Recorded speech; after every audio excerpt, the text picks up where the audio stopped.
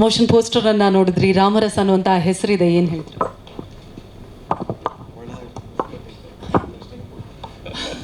ಇಲ್ಲಿ ಬಂದಿರೋ ಎಲ್ಲ ಪತ್ರಕರ್ತರಿಗೆ, ಮಾಧ್ಯಮದವರಿಗೆ ಎಲ್ರಿಗೂ ನಮಸ್ಕಾರ.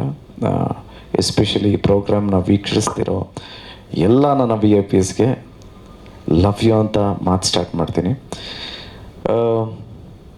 ಇವತ್ತು ನಿಮ್ಗಳ ಜೊತೆನೇ ನನಗೂ ಸರ್ಪ್ರೈಸಿಂಗು, ನಾನು ಕೇಳಿದ್ದೆ ಸಿನಿಮಾ ಹೆಸರು ಏನಿರ್ಬೋದು ಅಂತ, ಹೇಳಿರಲಿಲ್ಲ. ರಾಮರಸ ಅಂತ ತುಂಬಾ ಚೆನ್ನಾಗಿ ಇಟ್ಟಿರೋವಂಥ ಟೈಟ್ಲು. ಎಷ್ಟು ಜನ ಕೊಡ್ತಿದ್ದೀರಾ ರಾಮರಸ ಇಲ್ಲಿ ಅಂತ ಕೇಳಿದೆ ನಾನು.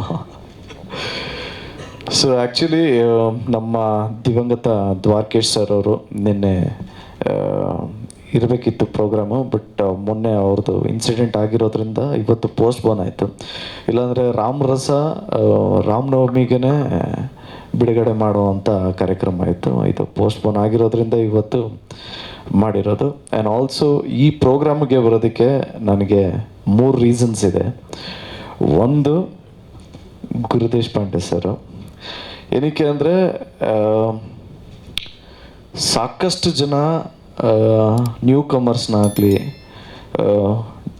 ನಿರ್ದೇಶಕರಿಗಾಗಲಿ ಚಾನ್ಸ್ ಕೊಡ್ತಾರೆ. ಆ್ಯಂಡ್ ಆಲ್ಸೋ ಅದಕ್ಕಿಂತ ಜಾಸ್ತಿ ಹಾನೆಸ್ಟ್ಲಿ ಟಾಕಿಂಗ್, ನಮ್ಮ ಅಣ್ಣನ ಜೊತೆ 2 ಸಿನಿಮಾ ಮಾಡಿರೋ ಡೈರೆಕ್ಟರು. ಲಾಸ್ಟ್ ಟೈಮ್ ನಾನು ಪುನೀತ್ ಸರ್ ಬಂದಾಗಲೂ ಇದನ್ನೇ ಹೇಳಿದ್ದೆ, ತಿರ್ಗಾ ರಿಪೀಟ್ ಮಾಡ್ತಾ ಇದ್ದೀನಿ. ಸಂಹಾರ ಮತ್ತು ರುದ್ರತಾಂಡವ ನಮ್ಮ ಅಣ್ಣನ ಜೊತೆ ಮಾಡಿದರು. ಆ ಬಾಂಡಿಂಗ್ ಇದೆ.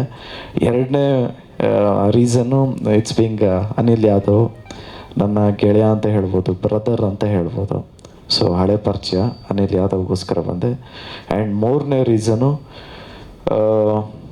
ಸಾಕಷ್ಟು ಜನ ನ್ಯೂ ಕಮರ್ಸ್ ಲಾಂಚ್ ಆಗ್ತಾಯಿದ್ದಾರೆ ಅಂದ್ರೇ ಒಂದು ಎಕ್ಸೈಟ್ಮೆಂಟ್ ಹಾನೆಸ್ಟ್ಲಿ. ಯಾಕೆಂದರೆ ನಾವು ಮೈತ್ರಿ ಅನ್ನೋ ಸಿನಿಮಾ ನೋಡಿದ್ವಿ, ಗಿರಿರಾಜ್ ಸರ್ದು. ಕಂಟೆಂಟ್ ಓರಿಯೆಂಟೆಡ್ ಮತ್ತು ಆಡಿಯನ್ಸ್ನ ಹಿಡಿದಿಟ್ಕೊಳ್ಳೋ ಅಂಥ ಒಂದು ತಾಕತ್ತಿದೆ. ಏನಕ್ಕೆ ಅಂದರೆ ಆಡಿಯನ್ಸ್ ಪಲ್ಸ್ ಗೊತ್ತಿದೆ ಅವ್ರಿಗೆ. ಸೊ ಅವರು ಹೊಸಬ್ರಿಗೆ ಚಾನ್ಸ್ ಕೊಡ್ತಾ ಇರೋದೇ ಖುಷಿ ವಿಚಾರ. ಸೊ ಈ 3 ರೀಸನ್ಗೆ ನಾನು ಇಲ್ಲಿರೋದು. ಥ್ಯಾಂಕ್ ಯು ಸೋ ಮಚ್ ನನ್ನನ್ನು ಇಲ್ಲಿ ಕರೆದಿರೋದಕ್ಕೆ. Love you all. ಜಯ Anjaneya. All the very best.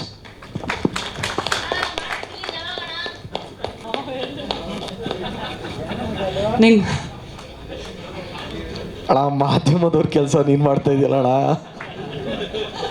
ಅಲ್ಲಿ ಆಚೆ ಹೇಳ್ತೀನಿ ಬಾ ಅಣ್ಣ.